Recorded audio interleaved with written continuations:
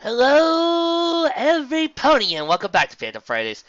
You know, the real problem with looking up two awesome stories that are really well done and have so many chapters is that I can't decide which one to do next, really.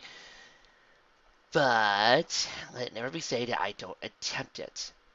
Let it never also be said that I don't also push myself to making sure that you guys get the best materials out there. So, without further ado, here's some more Arcade Striker JK5's Where No Jedi Has Gone Before. Part 4, Chapter 4 of Part 1.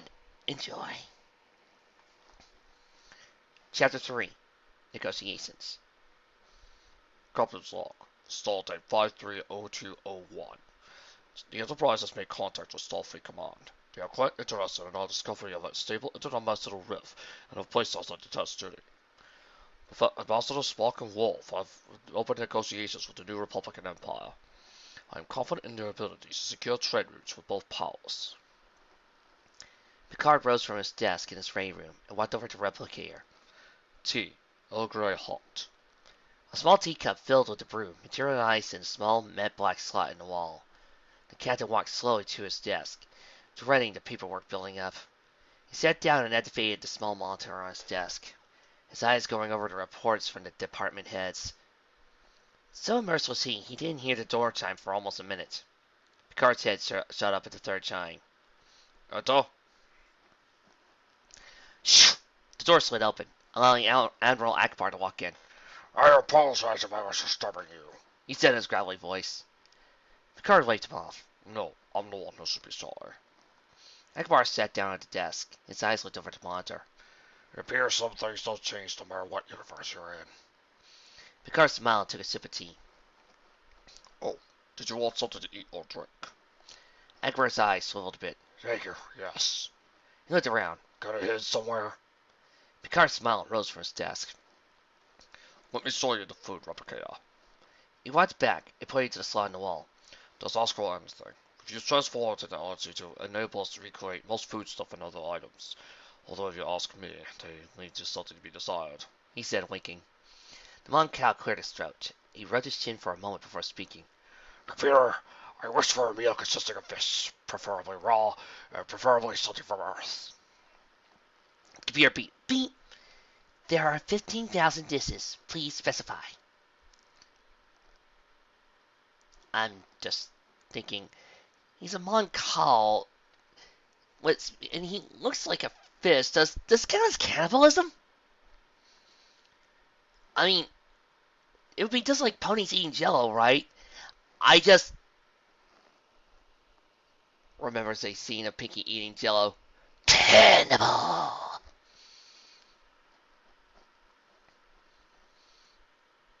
Picard scrolled through his selections.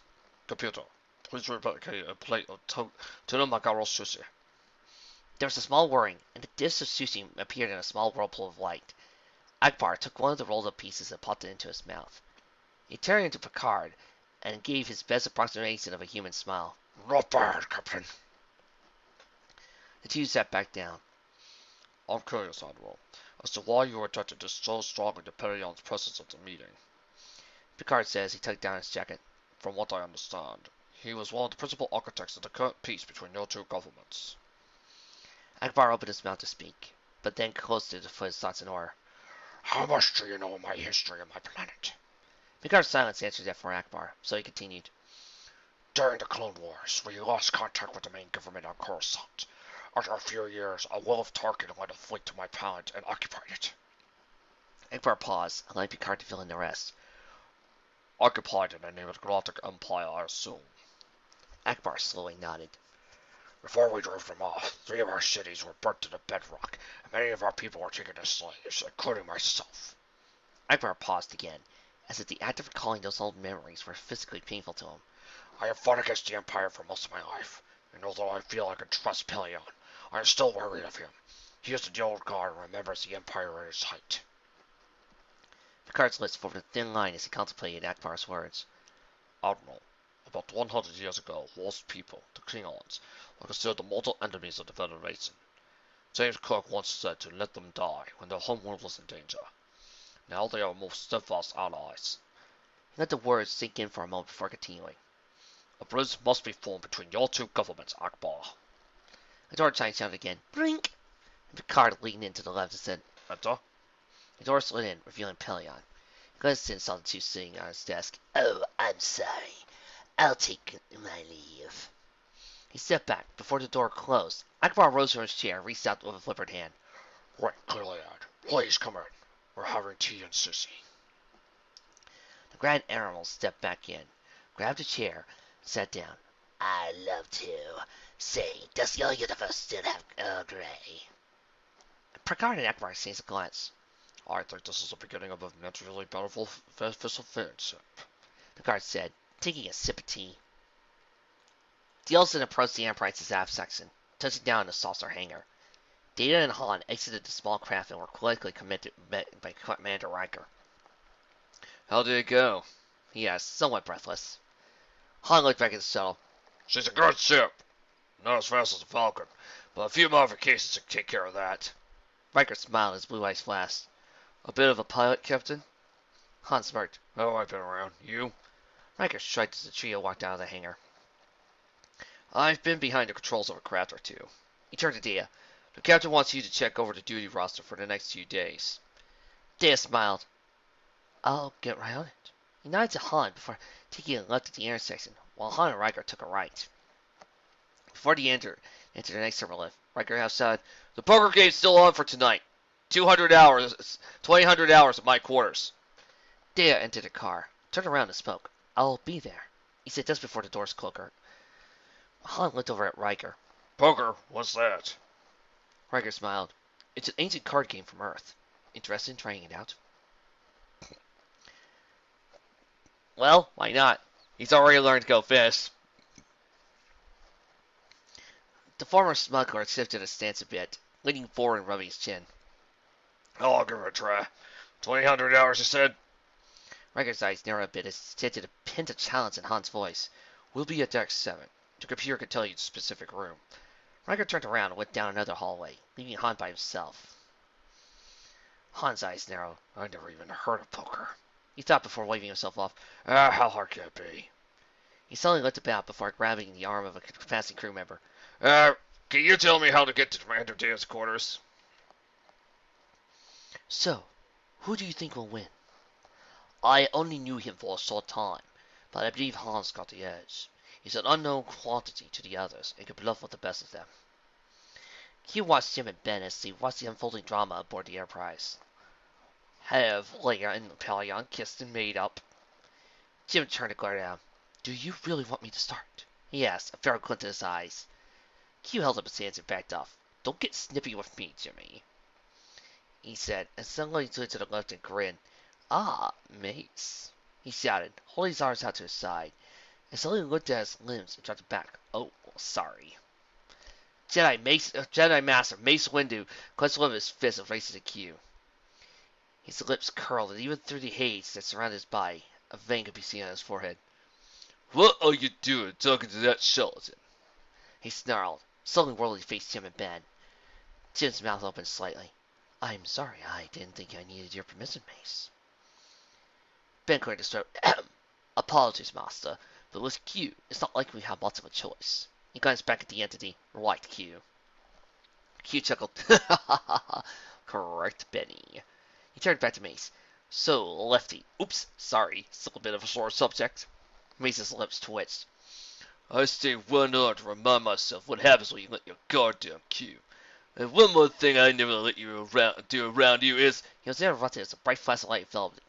When it faded, Mace was gone, and a small dog was in his place, still barking. Q! Ben shouted, eyes wide. He sped walked over to the short-haired canine and knelt down. Master, are you all right? Master!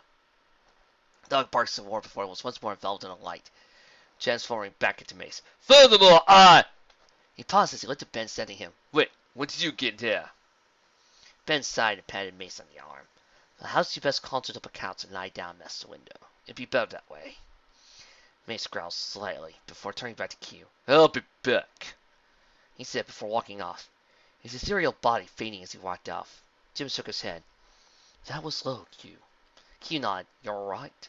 I should have changed him into a Doberman instead of a Springer Spaniel. Technology exchanges might be beneficial in the short term, but it curbs innovation. I'd love to see what Jordy or Data could do with a hyperdrive motivator. Leia said, shaking her head. Pelion nodded. I agree. Either one of those young men could probably turn a tramp Vader into a speed demon. Spock delivered some of the notes as he sat at the head of the table, mediating the talks. Ah, darn it, if only they had a Class 5 telepath. The Pelion had talked with Picard and Akbar. Leia went down to Yavin 4 to visit her children earlier today during a short recess. Both have returned and were mapping rapid progress towards a treaty with the Federation. The chief of state spoke up, brown eyes darting to the view screen behind Spock. How could I forget? She rose and walked over. Computer, please display a map of the Federation and any surrounding nations.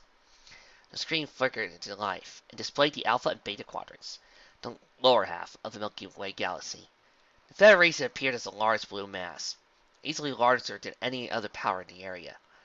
The Klingon Empire and the Romulan Star Empire showed up onto the right of the Federation, while the Cardassian Union, boo! And the Ferengi Trade Alliance showed up onto the left. About a half dozen smaller entities filled the rest of the map, with swaths of unexplored areas. Leia rubbed her chin and spoke. The space-time tear, and we need a better name for it, by the way, was about 10 light years inside your borders. Can these other nations have access to it?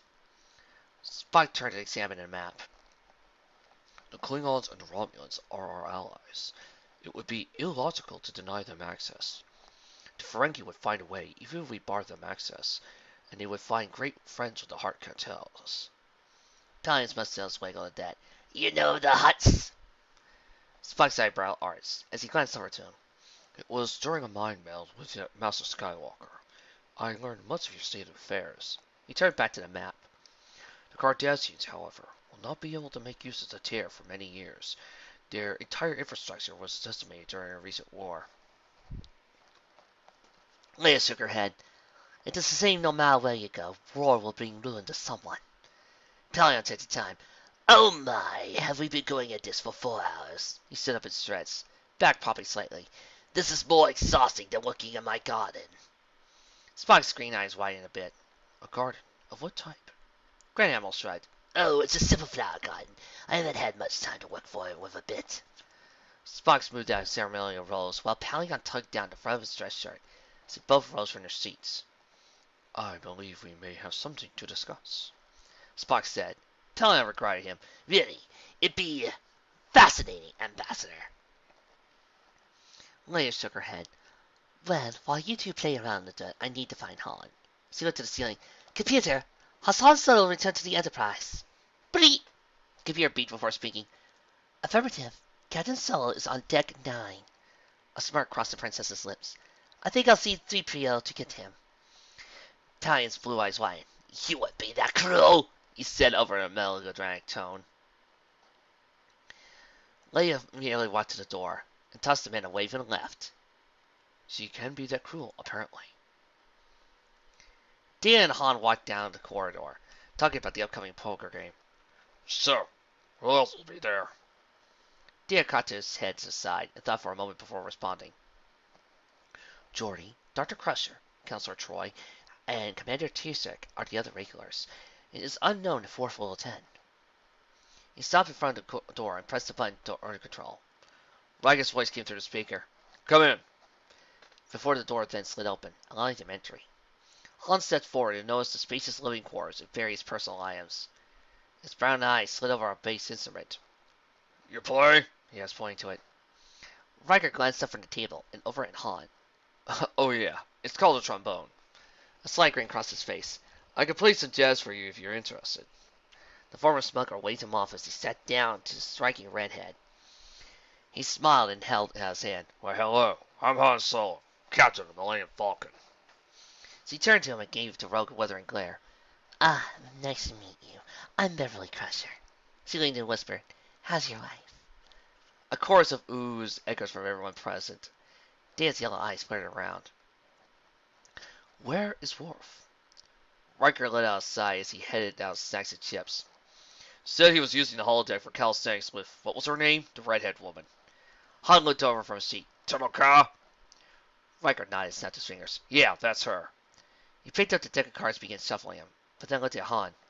Oh, since you're a guest, would you care to shuffle? Han nodded, and he stepped to the deck. His brown eyes flickered around while his hands automatically shuffled the deck. Well, I think it will. A grin formed on his mouth as he saw Riker's eyes widen into the skill of cards. After 7 shuffles, Riker began passing out the cards. Alright, we'll start out simple. This'll be draw poker, nothing wild. He passed 5 cards out to each player. Darby decided to join in. Ow! No JoJo references! Okay, I'll be good. Trisek, smiling next to Riker, spoke up. Tell me something, Captain. Did you study up on the game beforehand? Hans really smiled, showing his cards. I bet 20, he said, putting 2 chips into the pot. Beverly, Deanna, Data, Tiersek, and Riker followed suit. Deanna drew 2 cards from Han and took one look at her cards aside. I'm out. Beverly took a small stack of chips and placed them on the pot. I'm at 50. The remaining players followed suit. Han took a look at his cards and drew 2 for the deck. Riker looked over it. So, what kind of card games do you have in your reality? Han studied his cards while talking to Commander. My favorite's called Sabak. It's a bit more complicated than poker, but it requires more equipment. All you need here is a deck of cards and another person. He put the stack of chips in, then large and reversed. I bet 100. Dale looked at his cards, calculated the odds of him winning against what he knew of Han, Riker, Tiersek, Jory, and Beverly, and his shoulders slumped. I fold. Riker smiled and put a stack of chips into his pile. Beverly meanwhile shook her head. I fold. Jory's cybernetic eyes twitched. I fold too. Tiersek growled before slamming her cards on the table. The cards are never with me. Han and Riker looked at each other in the eye. There's no way you'll be able to beat me at this, Riker said. He just put his cards on the table. I've got a straight flush. Everyone shook their head around at that. You are unbeatable. Deanna patted him on the back, even as he bent over to gather the chips up. Han, however, stopped him. Hey, pal. I didn't lay my cards down yet. Riker backed down and placed his cards on the table. I believe this is a royal flush. Am I right, dear? The android nodded in awe. Yes, Han, it is. Han laughed to scoop the chips up. Oh, thank you. 2 hours later. And I contacted Iron Fist and told that fat slob to kiss my Wookiee. Han said, waving his hand as he recounted his fight with the warlord Zinzi. Tiersek sat back in her chair and looked up at the ceiling.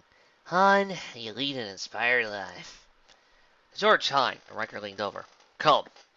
The door quietly slid open, allowing a golden-plated robot to shuffle in. Oh, there you are, Master Soto. Han's blood froze and his eyes widened. Oh, no, not now. 3PO walked up to Han and patted him on the shoulder. Mr. Slayer has been worried about you. I demand to know where you've been. 3PO's head jerked up and regarded everyone around. His eyes explained, flashing.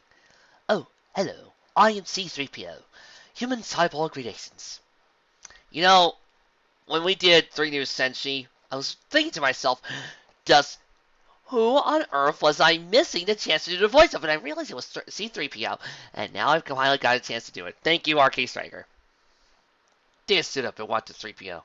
I am Data, he said, holding his hand out to shake the droid's hand. 3PO accepted the preferred hand and shook. Why, it's a pleasure to meet you all. Tiersek's mouth canted open. I've never seen anything like you. She looked back down at Han. Are there life forms common in this reality? Han scowled. He's not a life form, Tiersek. He's a pain in the butt. Protocol droid let out a synthetic sigh and waved his arms about. Oh, I don't know why I even bother. Han turned around in his seat. 3PO, what do you want? He barked out, face flushing red. 3PO looked down. As I said before, Mr. Slayer wishes for you to meet her at the shuttle in the main hangar deck. Han slid down his seat. Oh, why me? 3PO's expressionless face seemed to take on a look of confusion, even though that wasn't actually possible. I would assume that Mr. Slayer is your mate. You are the one. Han shot out his seat and turned to the door. Okay! Dia's eyebrows shot up in surprise at Han's outburst. Is there a problem, Captain? Han, the former smuggler, waved off. No, it's nothing. I just don't like being interrupted in the middle of a game by Goldenrod here. He tugged down his shirt and motioned to the door. Lead the way. Riker shrugged. Well, it's a shame you have to go, but if the chief of state needs you. Hans Gal leaned over, gathering up the chest he had won. Oh, it's fine. After all, I've already cleaned you out this week's pay. I do want to leave you something for next week. Will smirked. Oh, did you do that before or after I won your sidearm? Han pursed his lips and pointed at Riker. I'll win that back. And with that, he looked around. Anyone got something I could use to carry my winnings? Dare rose from his seat and walked over to a replicator mounted on the wall. A few seconds later, he handed Han a small brown sack. It was most enjoyable playing poker with you, Han, Dia said. Han smiled broadly and took the android's hand. Same here, and thanks for teaching me about the game. He walked back to the door, followed by 3PO. Riker frowned. You taught him poker, Dia? How could you? Dia's eyebrow arched. I saw nothing wrong with that, Commander. I thought it would be an interesting cultural exchange. Deanna patted Will on the shoulder.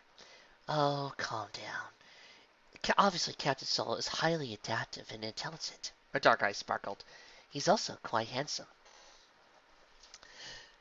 You guys don't realize how tempted I am to make a gargoyles joke and say something about Deanna being a gargoyle. If only because, as much as I love Deanna, I love Eternia Circus as Deanna Troy, my favorite role of hers is Demona. Because as Demona, she is awesome. Riker sat straight and turned to her. You kidding me? He's cocky, insubordinate, and full of himself. Deanna rolled her eyes. Please, Will. We are talking about Han, not you. Dia excused himself and quickly tracked down Han and 3PO. Han, I wish to apologize for Commander Riker's behavior. Han turned away the android off. Don't worry about it. Even I'll admit I can get under people's skins. Dia's yellow eyes drifted to the empty holster on his belt.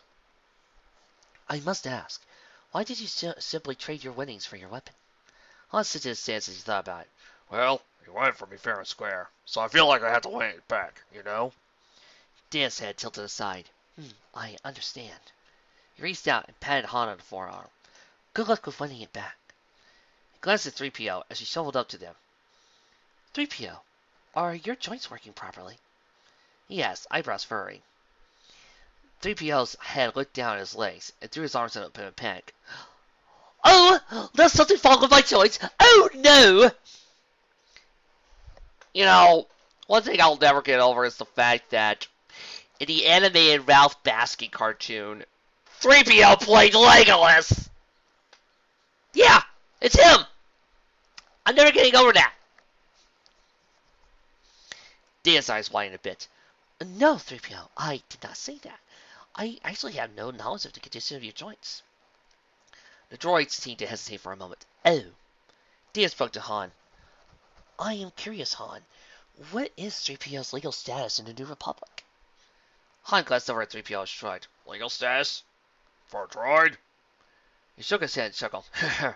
Dia, droids don't have legal status. They're just machines. Dia's yellow eyes widened in shock. But 3PO is clearly sentient. Why does he have no legal status? 3PO stayed silent throughout the exchange, curious as to why Commander Dia was talking about whether or not a droid had sentience. Excuse me, Commander, but why do you care about my sentience? After all, I'm only a protocol droid.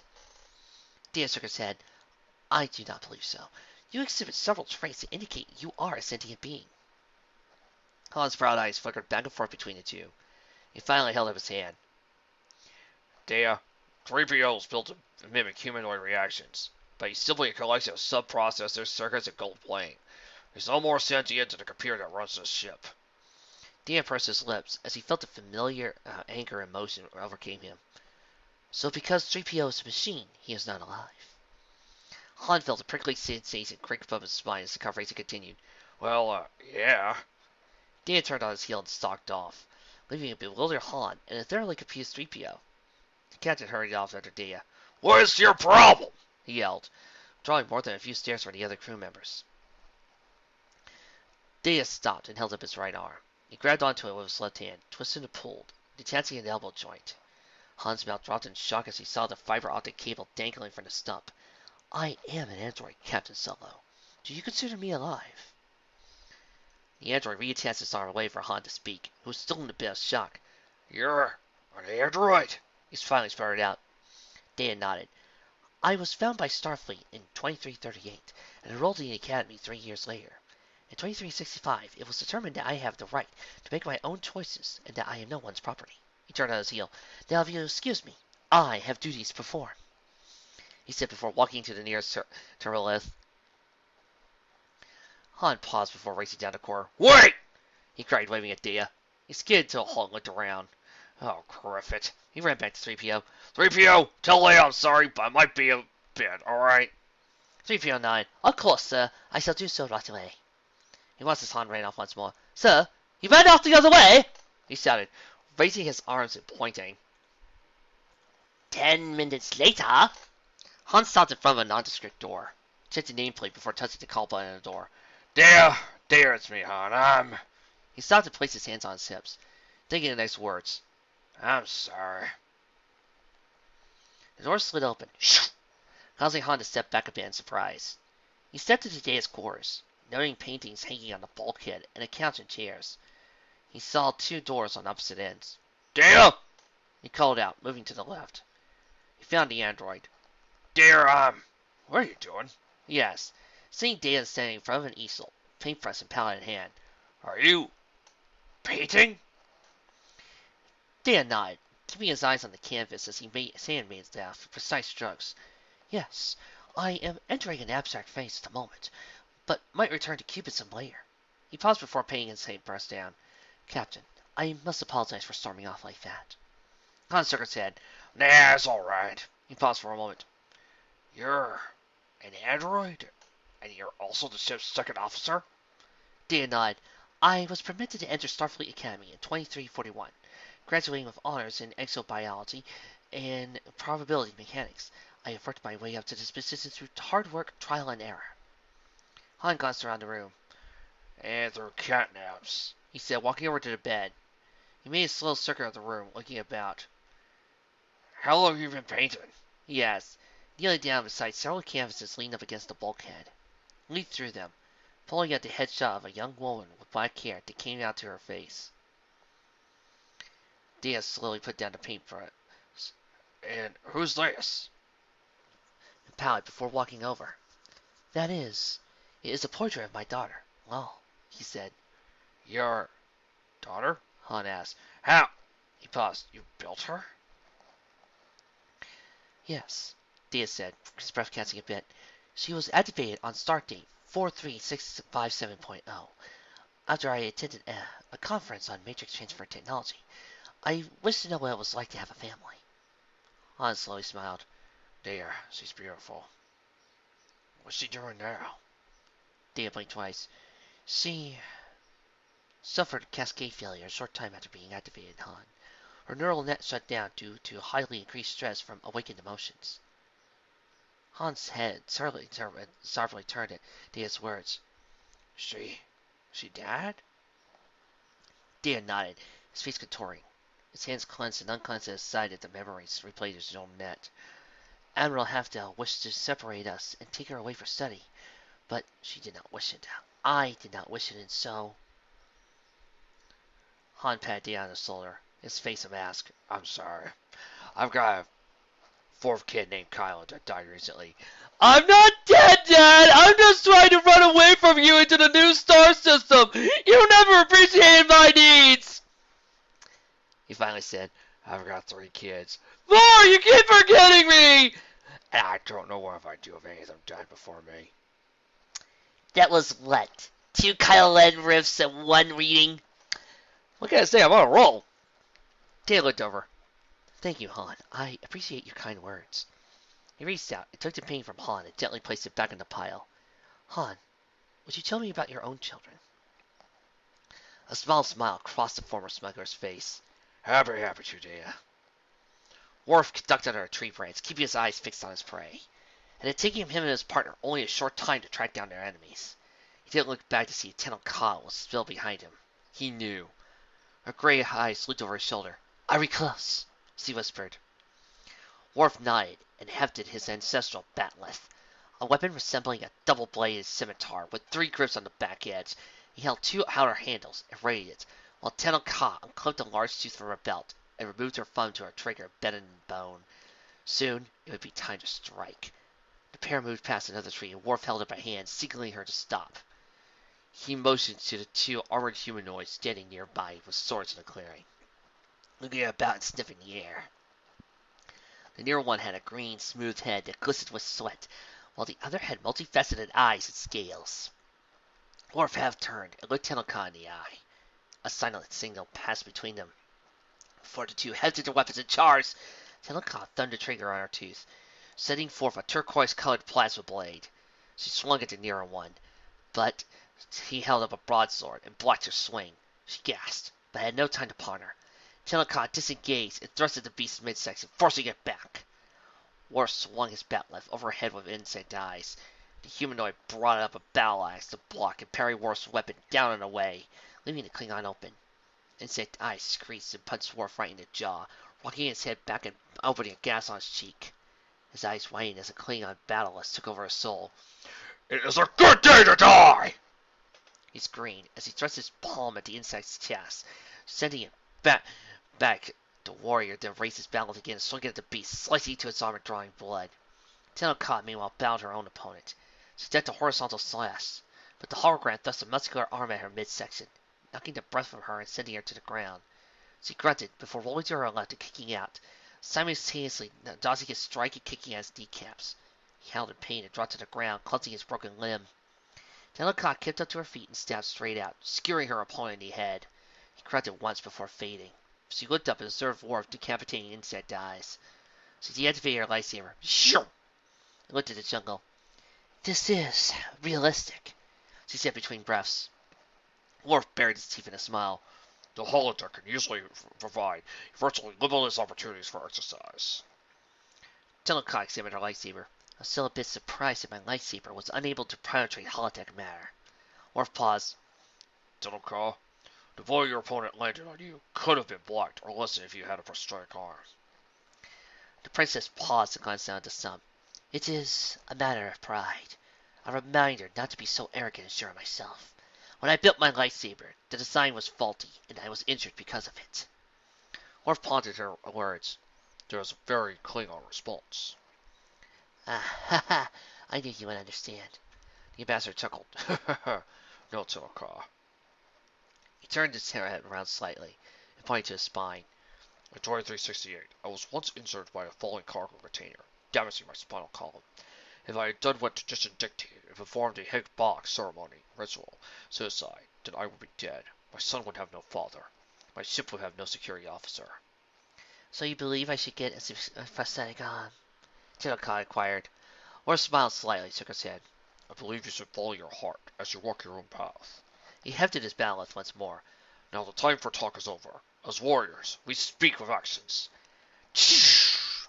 There was a snap hiss as Tenno Ka clipped her lightsaber and ignited it. This has most been productive, Worf. Is this your usual level of calisthenics? Worf shrugged. "This is only level 1. I didn't know if you were physically capable." Tenno Ka's eyebrow arched. Is that a fact? She looked up and now shouted, Computer, level 2. I never thought I'd be hearing Microbrain giving out good advice. Will wonders never cease? Jim and Ben turned their view to the world, into the living of semi-opponent trickster. Where have you been? Jim asked, crossing his arms. Out causing trouble again?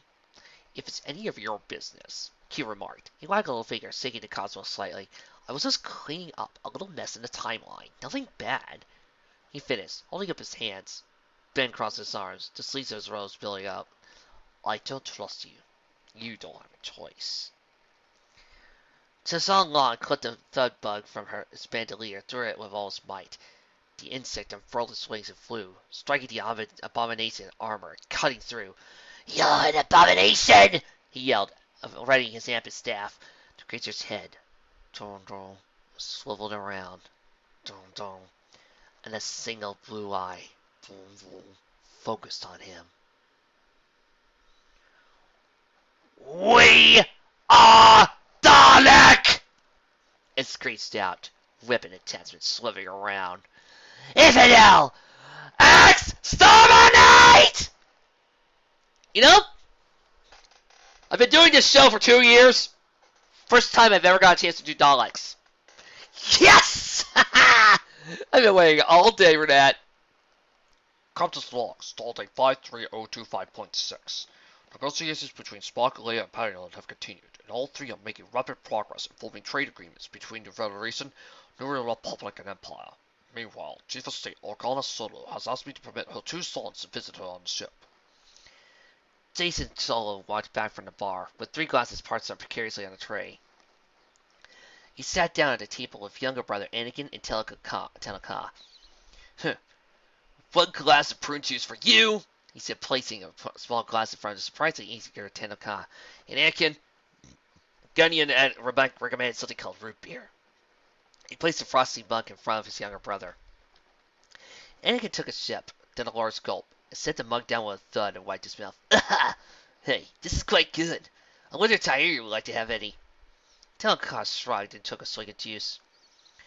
I must thank Worf again for introducing me to this. Jason looked over at his beloved. Worf, who's that? Teleka sat straight up as he felt the Klingon's presence enter 10-4th. Worf is a warrior. Ambassador Worf walked over to the table and nodded to Hap on Princess. Teleka, it's good to see you. How's your back? She cocked her head to the left, and audible points could be heard from her vertebra. It is still a bit sore from the multiple impacts, but it shall heal. Worf nodded, rotating his arm at the shoulder. The one maneuver you performed almost ripped my arm out of its socket. You must teach to me. The intercom suddenly timed Picard's voice came through. Ambassador Worf, please report to the conference room. Worf stood up straight and tapped the combats on his black shirt. A nods. Went back down to Telecon's side. We must continue to slay her. Now upon Princess nodded. Her cool gray eyes locked on the proud Klingon. We will, and that is a fact. She picked up her glass of juice and took a sip of the dark liquid. Ah, a good drink. Teleka, what was he talking about? Jason asked. The young man sitting in the seat paused a smile on his face. With the shoulder and the vertebra and... She flicked her gaze from one son of a Solo to the other. Ambassador Worf and I engaged in combat exercises on the holodeck. We fought holographic monsters and sparred for a bit. Jason's mouth opened a bit and he nodded. Ah, gotcha. He hesitated before continuing. Would you like to spar with me, Teleka? Teleka let out an uncharacteristic chuckle. She put down her mug and patted him on his shoulder. Oh, my good friend. It might be a bit violent for you. I had to spend 30 minutes with Dr. Crusher after our session. The intercom shouted again. Great. Princess Teleka, please report to the conference room. She tapped to the combats and attached her lizard skin armor and spoke. Understood, Captain. Steve rose up from her chair and walked over to Jason. Gave him a kiss on the cheek and walked toward 10 forward. Jason's brown eyes watched the leave. Too violent, he muttered. He took another sip of root beer. This isn't bad, he remarked. He looked over at Anakin's glass and saw it completely empty. Gotta get Tyree to try this. I gotta get Tyree to try this, Anakin muttered. His blue eyes wandered over to Jason's mug. Are you gonna visit that? Jason propped his head up on one arm and shoved a mug or two over his younger brother. His mind reflectively sought the connection that he and Teleka shared. The terror that sometimes often held him aloft in the sea of life. Teleka's presence in the forest zone through Jason, giving him some comfort. I wonder if that Worf guy could show me how to use that holodeck thing. Anakin downed the last of Jason's root beer and wiped his mouth. Couldn't hurt, actually. I wonder if you could show me too. I'd love to take that apart and see what makes it work. His eyes narrowed as he stared at one of the waiters. 2 minutes later, he walked over with 3 mugs of root beer. I have a feeling you might want some more, he said wonderingly. Anakin nodded and saluted him with a frosty mug. The eldest son of Honolulu rose from his seat and exited 10-4. Jason walked down the hallway and turned a corner and walked down another stretch of the hall before realizing something important. Where's the conference room, and what the stang am I going to do when I get there? He turned and solicited a passing crew member. Excuse me, he said to a blue-skinned female of antennae. Could you tell me how to get to the conference room? Lieutenant Commander Tiersek regarded the young woman with amusement. Why would I tell a civilian the location of that? She asked with her toned arms.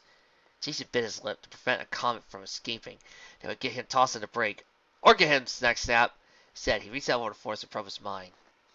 You will take me to the conference room, he said, his hand waving in front of her. The Andorian rubbed her forehead as he felt a wave of dizziness swept over her. Rato bit on her heels as an overwhelming compulsion to bring him to the bridge slid her over. Jessica's antennae drooped for a moment, but the sensation quickly passed and she shook her head. What the hell was that? She muttered. Her blue eyes fell on Jason and narrowed. Did you do something to me? She said, her hand touching a tight fist. Jason tried nonchalantly. No, now, which way to the conference room? A low growl escaped the Andorian tactical officer's throat. And again, why should I tell you that? Jason's face paled. He stammered for a bit, scratched the back of his head. Well, you see, it's like... Tearsack joined in, except her chuckling was tinged with menace.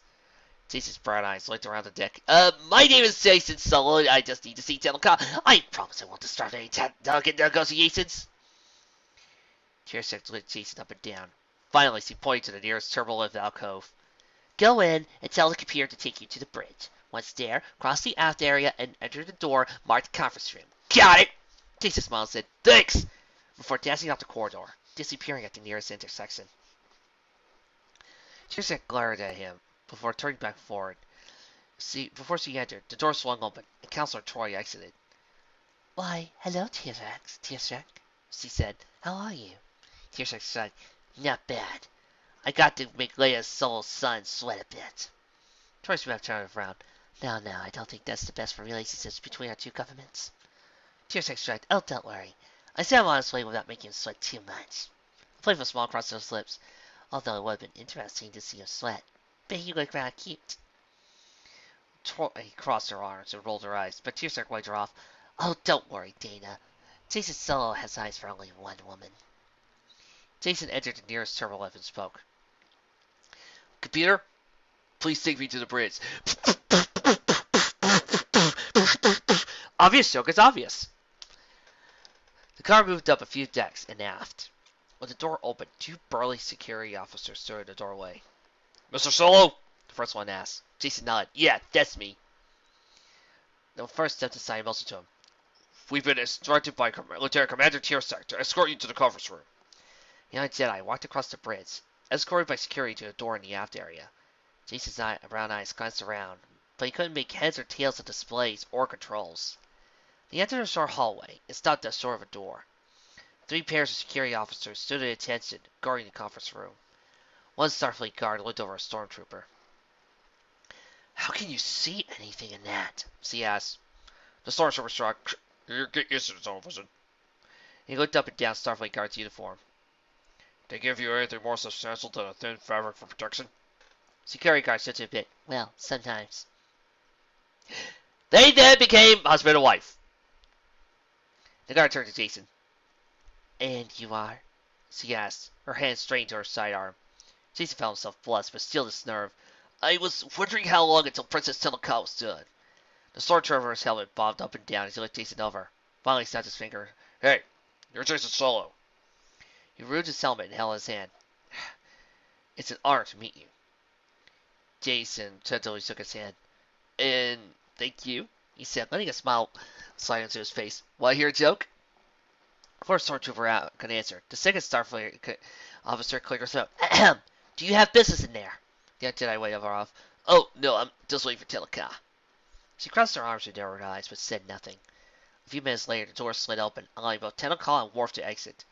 Both were talking, but not about terrorists or defense packs. I could recommend you to train in America. It is ideal for one-armed combat. Telecom shook her head. That is a fact, but I do not want rudimentary lessons in the battleth. She shook her head and smiled. Hello, friend Jason. Jason swallowed and desperately hoped his nervousness couldn't be picked up by her. Oh, hey! I was wondering if you wanted to do something tonight. Tail's gray eyes turned to Worf for a fraction of a second. I'm sorry, Jason, but Worf and I have reservation on the holodeck tonight. Jason's face fell for a millisecond, but he regained his composure. Oh, okay. He stepped aside as Worf walked past. A small voice in the back of his head sounded out. Strike out, bro? Yeah, Anakin. Problem is, I don't know what to do. I'm not a warrior like that overgrown Nogiri. Anakin chuckled a bit through the link. Well, ask Dad. He's got experience in this sort of thing. Jason glanced even as he was escorted out the bridge. No way! Do you know how embarrassing that would be? He thought for a moment. Maybe I should ask one or two of the crew members. A smile crossed his face. After all, we are supposed to get to know them. Hank polished off his fifth bug of root beer back at 10 forward. He let out a small burp, but covered his mouth at the time. I've got a bad feeling about that, Jason. Oh, for crying out loud! When will you people learn? Stop trying to say that sentence! It never ends right! Hank's blue eyes focused on his brother as he telekinetically steadied him toward the force. After he began to lean, Jason let out a breath. Thanks, I owe you one. Hank nodded. Oh, just knowing that you'll be doing for the next few days is more than enough payment. The next day, Jason sought out advice, letting the force guide him along the winding out corridors of the Enterprise, until he came to a door on Deck 7. He pressed a button on the control panel and stood next to a door. A male voice came to him through the speaker. Yes? Jason hesitated and put his thoughts in order. Mr. Riker, this is Jason Solo. May I come in? The door slid open and Riker stood there. Instead of his uniform, he wore a pair of black slacks and a bright blue shirt. He had a stand in front of him with pieces of lined paper on them and held a long brass instrument. He looked over at Jason and smiled. Well, nice to meet you, Mr. Solo. He set the trombone down and walked over. The two shook hands. Your father told me much about you. Jason's mouth turned up slightly. I deny everything, he said, grinning. Riker liked him instantly. He led Jason over to a couch and chair, and sat in his chair while Jason took the counts. So, what's on your mind? The commander asked. Jason cleared his throat. Well, it's like this. There's this girl I like, and at first it seems like she likes me, but now she's interested in this other guy. He cuts his fits. Would you have any advice for a guy like me? Riker stroked his beard. Well, if I were you, I'd march right up to her and tell her right then and there how you feel about her. Riker edged a bit forward a bit, and then was on the edge of his couch. Also, kiss her. Jason nodded in understanding, then stood up. Well, thank you, Commander. Riker also stood up and walked him to the door. Oh, call me Will. Jason nodded and watched Sarah as he walked out of the room down the corridor. He's fairly certain that a declaration of love was appropriate, but if he tried to kiss Channel Ka, he missed it with several missing teeth. He sighed and sat out for more advice.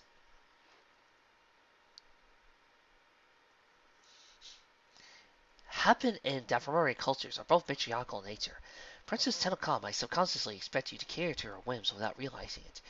You are both humans, so I will... Okay! Okay! I get the picture! Jason shouted, holding up his hand to interrupt Dea. He shook his head to get the technical jargon out of his head. So, do you have any advice on how to win her back? Dea furrowed his brows. If I may ask, who do you think Tennoka is interested in? Jason swallowed, shook his head. No, that's not important. So, you think I should court Tennoka in traditional Hapan or Dathomorian way? The android nodded. It would show her that you care enough about her to familiarize yourself with her culture. Jason glanced at the deck playing. You do know that in both cultures, men are considered little more than slaves, right? Dea nodded. Yes, I am. He raised his hand, rubbed his chin. It is fascinating how both Tennoka's parents came from such similar backgrounds. He looked up. If you'll excuse me, my shift on the bridge starts soon. And with that, he slid the wire and walked off. Jason waved down weakly and with one hand while rubbing his forehead with the other. And I thought some of Uncle Luke's lectures were long-winded.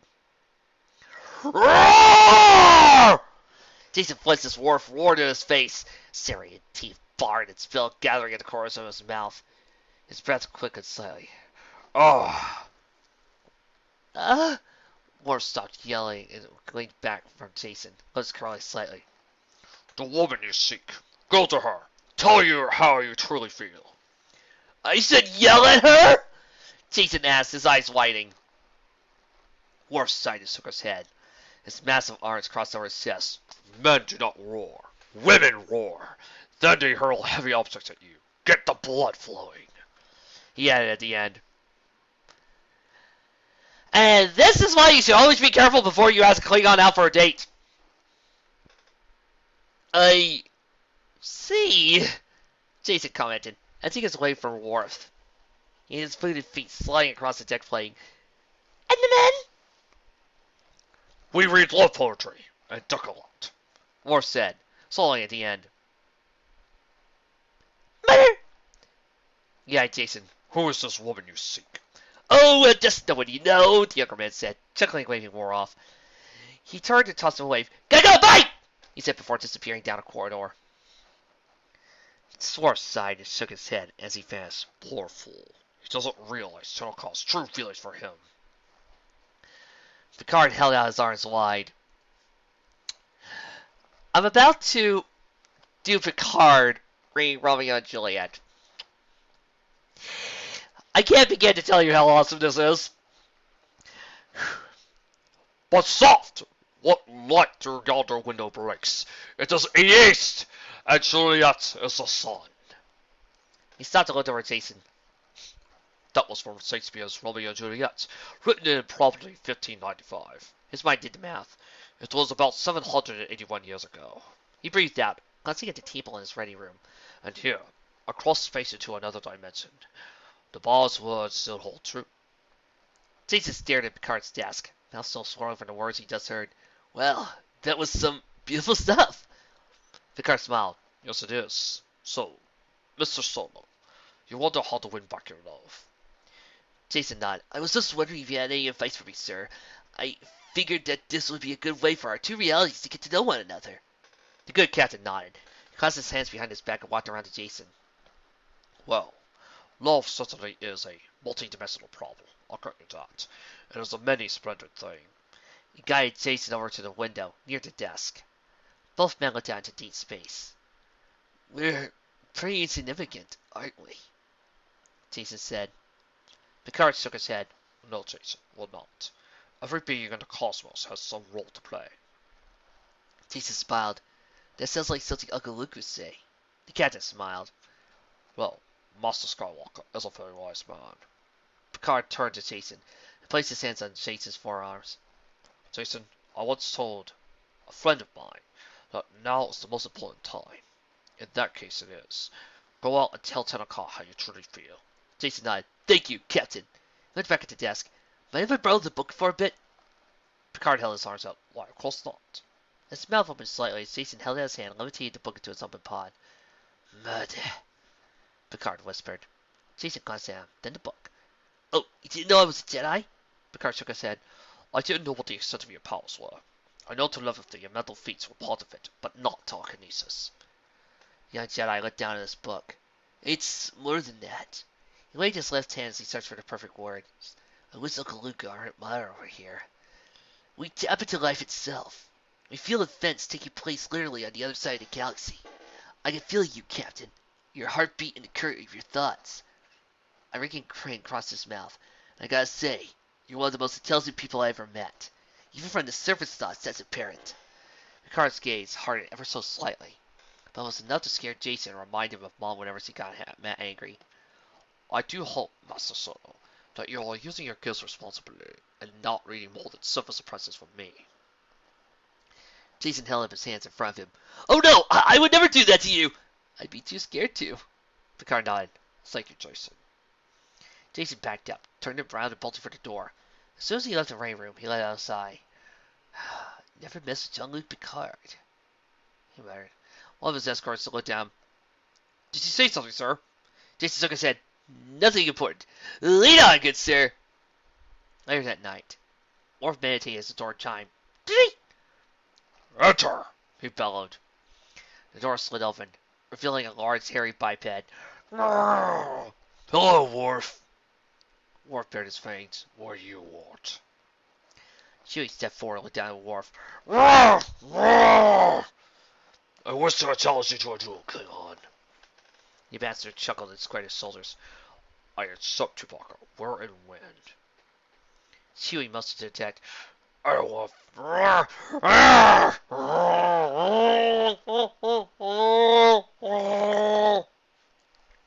don't want to fight one of those sterile holotechs. I wish to fight you on the island floor, in front of the great temple. Worf nodded. I agree.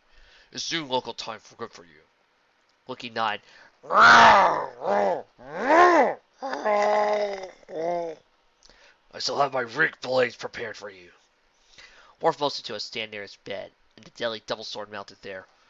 And my bath lift calls for me. Tomorrow, then. He turned but stopped. Chewbacca. Bath lift! Tukapaka-fa! Chewie, his brow furrowed with confusion. You will be remembered for honor. The dwarf translated for him. Wow, this is the most Klingon I've ever spoken in one of these live reads. Kind of weird. A low chuckle emanated from Chewie's throat. I shall see you eat those words. And with that, he walked off. The door behind him closed, leaving Worf alone with his thoughts. The next day, Chewie, Luke, Han, Leia, and Tanaka stood in front of the great temple, waiting for Worf to arrive.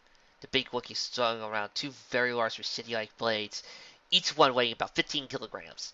Their blades were etched into the intricate designs, but there were no display weapons. These were slight nicks and bends in the blades, evidence of fierce fights Chewie had been in all his life. Chewie grew impatient as noon approached. Where is he? I thought Klingons were honorable. Tanaka glanced up. Worf is honorable, friend Chewbacca. He will be here. He growled, but said nothing else. A few minutes later, 4 columns of light appeared 3 meters away. Worf, Picard, Deanna, and Riker materialized. While the later 3 were clad in straight-laced Starfleet uniforms, Worf wore full Klingon armor. Gray pants with knee-high boots, a black undergarment, and steel gray chest plate covered her Klingon. Spiked gloves and a belt with 2 sheathed knives completed the look. Worf hefted his battle-lift and stepped forward. I have come to attempt to challenge the Chewbacca, son of Aturk. Chewie looked over at Picard. Captain, what are you doing here? He asked, pointing with his hairy arm. Picard fixed his eyes on the Wookiee. Wolf asked me to be his his second in 2366. I now stand by him as much as your honor brother stands by you. Han patted Chewie on his arm. Well, he's got a point there. Chewie walked down the stairs to Worf, Rick Blades twisting his hands. Worf, meanwhile, was jamming the air with points of his bat'leth. Riker and Picard gravitated over to Luke and his group. I hope there's a temple left after this, Luke commented. Riker shrugged. I just hope there's a Wookiee after Worf gets through with him. Han's about to above him. Hey, watch it. Chewie will rip his arms out, beating him to death with him. Still my favorite movie, Lego Star Wars. Riker's blue eyes glanced over. Care to put your money where your mouth is? Han started to speak, but a quick glare from Leia shut him up. Riker smirked, but a quick glare from Deanna caused him to stop and smirk. Worf looked up at Chewie. This will be a day long remembered. Chewie nodded.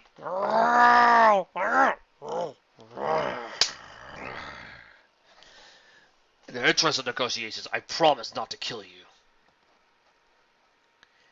Worf answered by stepping back and jabbing at Chewie from the side. Chewie blocked it and began forcing Worf back, much to the Klingon's surprise. He finally parried Worf's blade away, almost knocking him to the ground. Worf snarled, and the fight was on! Chewie swung the blade in his left hand at Worf's right shoulder, while jabbing with one with his right. Worf blocked the swing with his bat'leth, while dodging out of the way of the jab. He could hear his heart pumping and his blood singing. His muscles strained, but he actually pushed Chewie back a couple of paces. The Wookiee gasped in surprise at Worf's unexpected strength. He swung at Worf's head and his other with the right blade, but Worf disengaged from his standoff with Chewie and rolled back, letting the Wookiee stumble a bit. Chewie quickly regained his stance. Stand still, Worf, he snarled. He swung his Rick blades overhead at Worf, but the Klingon dodged and rolled out of the way. He brought his bat'leth up in time to block Chewie, swinging both Rick blades right at him. The impact knocked the double-bladed scimitar from his hands and sent the pain shooting through his arms. Chewie smelled blood, literally and figuratively. He raised one hand, ready for the knockout blow. Worf, however, wasn't ready to go down yet. He quickly unsheathed one of his knives and dove at Chewie's midsection under his guard. His left arm wrapped around Chewie's waist, while his right buried on his back and neck blade to Chewie's side. He bared his teeth as his own nostrils smelled blood. Blood spurted from the wound, and Chewie howled, dropping both Rick blades. Han tensed, but didn't move. Luke glanced over at his brother-in-law. You won't help him, he stated. Han shook his head. This is our little kid. I won't interfere. Riker nodded in understanding. Worf's the same way. The two men let out a grim smile across their lips before turning back to battle. Could somebody please play some of the traditional TOS Star Trek battle music? Thank you. A large hairy arm hit Worf across the side of his head, dazing him and knocking him to the ground. Chewie pulled the knife out of his flank and bared his fangs. Spittle flew through his mouth with each breath as the world turned around him. He advanced at Worf, even as the Klingon scrambled to his feet. He tried to get to his other knife, but Chewie merely wrapped his arms around Worf, pulled to the ground and squeezed. Worf struggled, but the oxygen soon left his lungs. Spot danced before his eyes as Chewie's massive arms tightened in a vice-slip grip. Finally, he got one arm free and shoved the palm of his hand right into the Wookiee's snout. Chewie's head snapped back, but kept the pressure on.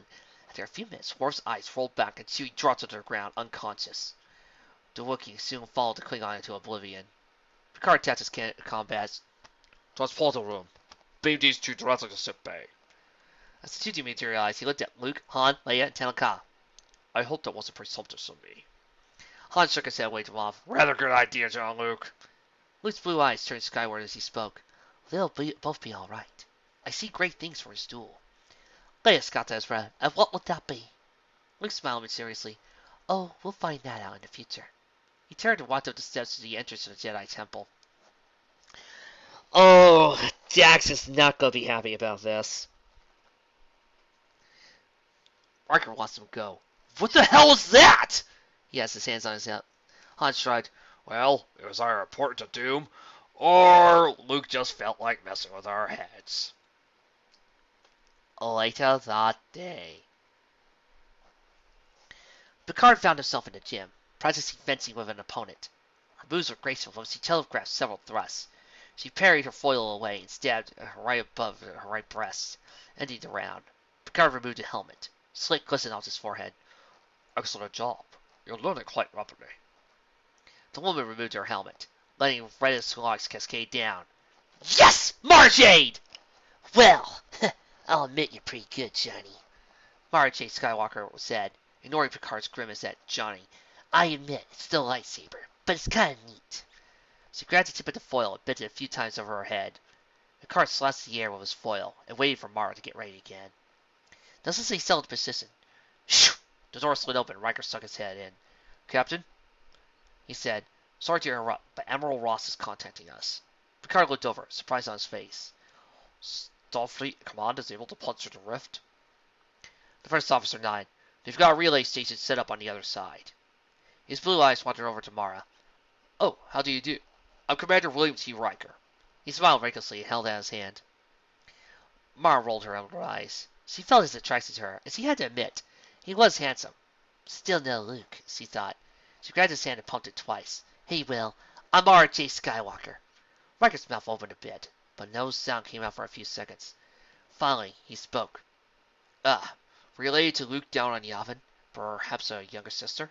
Mara giggled a bit. No. She held up her left leg and fastened her wedding ring. Riker nodded, then turned back to his card. As I said, Admiral Ross would like to speak to you. Captain nodded. I'll take it in my ready room. He saluted Mara with his foil before leaving. Mara glanced at Riker. Do you much fencing? She asked. Riker shook his head. Actually, I prefer batless to foils. Mara's ears perked up at that. Really?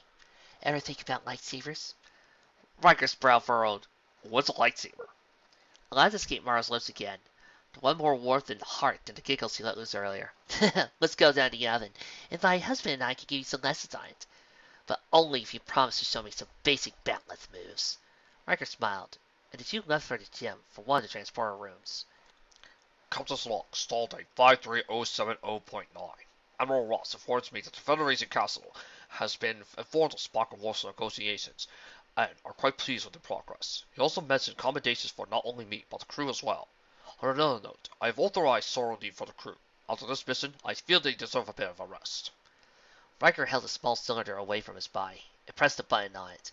A brilliant sapphire beam shot out from it, driving away the shadows and brightening the training area in which he, Mara, and Luke stood. He weaved the blade out experimentally, unsure of what to do with it. It's weightless, he said, slowly smiling. Luke nodded from the sidelines. We use the Force to instinctively know where the blade is at all times. The commander nodded, experimentally slashing the air with the blade. Mara swung around the battleth, looking like a natural with it. Man, this thing looks cool! She got swinging it overhead. She looked at Riker. Thanks for the lessons. Riker glanced back over her. Thanks.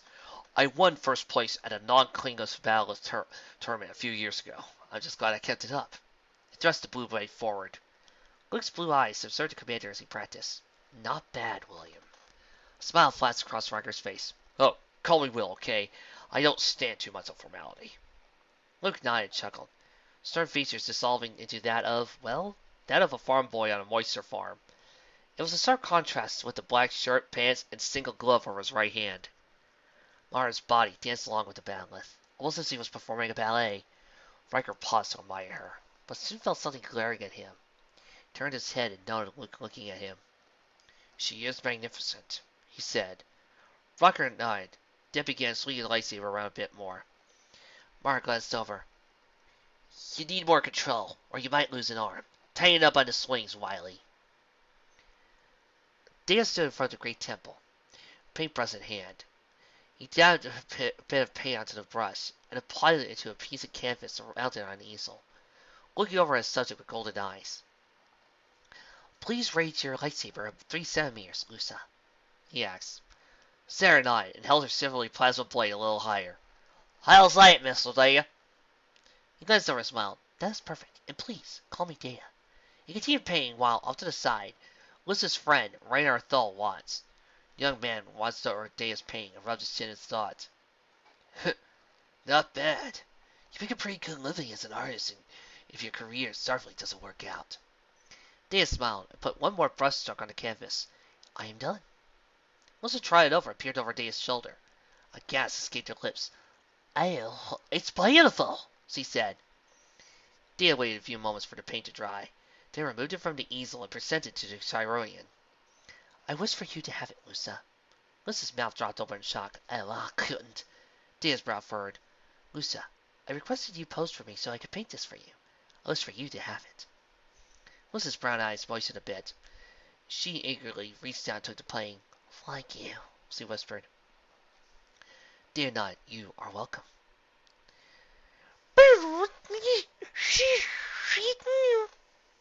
A high-pitched whistling cut through the air, and a small, circular droid rolled up. It was mostly white with a blue trim and a large red photoreceptor on its drone. Hey, you! You see 3PO around anywhere? Data leaned over and stared at the small astromech droid. I have not seen 3PO for 3 days. May I ask who are you? Lucy chuckled. That's R2-D2, Dale. He's an astromech droid. She leaned her human body forward a bit and looked down at him. 3PO's up on the Enterprise, R2. He won't be down for a bit. The droid bladed to be. Oh, great. TL needs him for some translation work. What the hell am I supposed to tell her now? Data shrugged. You should tell her that C-3PO is unavailable. R2's stone head swirled about and caused his entire body to conduct. Oh, you can understand me? You're smarter than the average humanoid, he whistled. Data shrugged. I am an android with a positronic brain. In some way, humans and other organic beings are smarter than I am. He sighed. A little wave of sadness passed over him. Melissa's brown eyes were in shock. Hi, I felt you feel that sadness. She paused for a moment, her head came to the left. I felt your emotions as if you were... Dare erupted. As if I were alive, he said, a bit of spare sweetness tinting his words. Melissa's mouth opened and closed, but Dare warded it off. I am not offended, Lusa. However, please note that what you see is made of a less important than who you are. He looked down at R2. Your language is simple binary code. I am curious. Why do you not have a vocalizer unit like 3PO? R2 whistled and rocked back and forth. Oh, that makes me so angry. Do you know how much it would cost for those things to be installed in my unit run? Do you? Rainer opened his mouth. R2 rambled on. 20 lousy credits. Do you believe that? Dan shook his head. It is most odd. He knelt down. R2, would it be permissible for me to accompany you to this town? I am quite skilled in translations. The astromech droid whistled and made several noises. Hey, that'd be great. Dan turned to Lusa. I hope you enjoyed the painting, Lusa. She smiled and bowed. May the force be with you, Daya. He smiled, and may it be with you. He turned to Radar, and nodded and followed R2 back to the Jedi Temple. Lusa let out a sigh, a goofy smile across her face. He's pretty. Interesting, she said. Raynard's blue eyes started from her to the receding Data. Lisa, You realize he's just a really advanced machine, right? Whoa! My laptop just got angry! Sorry guys, but my laptop, Lappy, She's kind of got this thing for Data. You'll have to forgive her. a shocked look crossed her face. She turned her upper body around and scowled at the young man. That's more than some mere machine, Raynard. Well, that she turned to try it off. Raynard ground and fall. Wait, Lisa, I didn't mean that! Lisa! You know, I really love the interactions on this. They're done so well and believable.